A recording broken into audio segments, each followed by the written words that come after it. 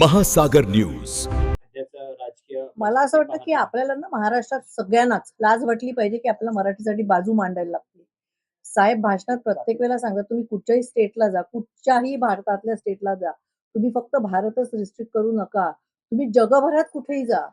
तुम्ही जपानला गेलात तुम्हाला जॅपनीजच बोलायला लागते, चायनाला गेलात तर तुम्हाला चायनीजच बोलायला लागते. माझी मैत्रीण आता स्वीडिश नॅशनल झाली, तिला सांगितलंय 6 महिन्यात स्वीडिश शिकायला पाहिजे तरच तुमची नॅशनॅलिटी राहील. मग आपणच का असे मागे राहतो आणि आपल्याला का लोकांना सांगायला लागतं की तुम्ही मराठीत बोला किंवा मराठी शाळा बंद करू नका? ही फक्त मराठी भाषिकांचीच का एवढी हलगर्जीपणा असतो मला कळत नाहीये. इंग्रजी या शाळांचा घाट घातला जातो. संपूर्ण नवी मुंबई महानगरपालिकेच्या सगळ्या शाळा इंग्रजी करण्याचा प्रयत्न सुरू आहे. अशा प्रकारचा ठराव मंजूर करण्यात आला आहे. तुमच्या नगरसेवकांनी इतर नगरसेवकांनी विरोध केला, मात्र त्याला सत्ताधारी जुमानले नाहीयेत. त्यांनी बहुमताने तो ठराव मंजूर केला. म्हणूनच राजसाहेब नेहमी म्हणतात की मराठीसाठी म्हणूनच राजसाहेब म्हणतात की तुम्ही एखाद्याच्या हाती अशी पाशवी राक्षसी शक्ती देऊ नका, सत्ता देऊ नका. मग ते तुम्हाला विचारणारच नाही. जसं काल नाशिकला झालं की ऑक्सिजन झाडांपासून मिळणारा सगळ्यांना हवा आहे, सत्ताधाऱ्यांना पण हवा आहे आणि विरोधी पक्षांना पण हवा आहे. पण तरी बेमालूमपणे झाडं कापली. सगळ्यांनी आम्ही आंदोलनं केली. ते पोलिसांना हाताशी धरतात आणि झाडं कापून टाकतात. शेवटी ती एक एक झाड वाढायला 100 वर्ष लागलेली असतात. आणि असं काही नाहीये की नाशिकला जागा नाहीये कुंभमेळ्यासाठी. नाशिकला वर्षोनवर्ष कुंभमेळा होतो, दर 5 वर्षांनी होतो. आम्ही सत्तेत होतो तेव्हाही झाला होता. ती जमीन कुठे गेली? म्हणजे जमिनी मोकळ्या करायच्या कुंभमेळ्याच्या नावाखाली आणि कुंभमेळा संपला की त्या जमिनी विकून टाकायच्या. आता कालच तुम्ही एक व्हिडिओ व्हायरल केलाय की कुंभमेळ्यासाठी जो फंड काढलाय त्यातला कसा कट वरपासून खालपर्यंत मंत्र्यांना जातोय. मला असं वाटतं की तुमच्या हातात ही सत्ता आहे, जरी तिकडे सत्ता नसेल तरी तुम्ही ती वाजवत राहिली पाहिजे, गाजवत राहिली पाहिजे.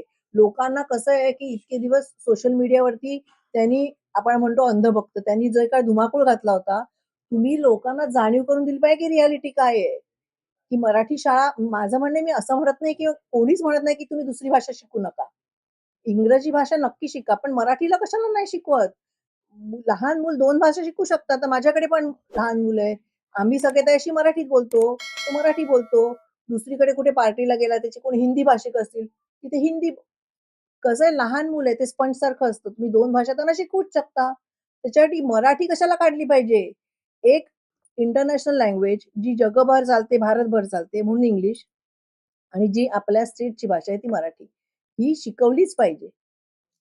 पक्षाने तुमच्या अल्टिमेटम दिलेलं आहे की पुनर्विचार करण्यात यावा. आता मनसे स्टाईलने तुमच्या स्टाईलने कसं आहे आम्ही आंदोलन करू, तोडफोड करू, पण आमच्या मुलांना पण आम्ही किती काळ तुरुंगात पाठवत राहणार? जसं टोलचं आंदोलन झालं. तुम्ही नेहमी म्हणता की टोलला काय केलं? 60 टोल बंद आमच्यामुळेच झाले. आज सगळे चारी मुंबईत येणारे एंट्री पॉइंट्स बंद केले. ते आम्ही तेव्हा आंदोलनं केली होती म्हणूनच ते सरकारवरती दडपण होतं. पण तुम्ही हे विचार कधीच करत नाही की आमची मुलं जेव्हा आंदोलन करतात तेव्हा हजारो मुलांवरती केसेस पडतात, हजारो मुलं आत जातात, हजारो मुलं पोलिसांच्या लाठ्या-काठ्या खातात. त्यांना कोण बघतं? तुम्ही येऊन बघता? कोण नाही बघत. का मराठी माणूस बघतो, जो जाणार येणारा फ्री आता जाणार आहे तो बघतो. शेवटी आम्हाला पण आमचा पण खिसा बघायला लागतो की आम्ही किती काळ ह्यांना वकील पुरवू शकतो, किती काळ आम्ही आंदोलन करू शकतो. तसंच आहे ना आता मराठी शाळांचं आम्ही आंदोलन करणार. आता साहेबांनी परवा हिंदी विरोधी मोर्चा काढला.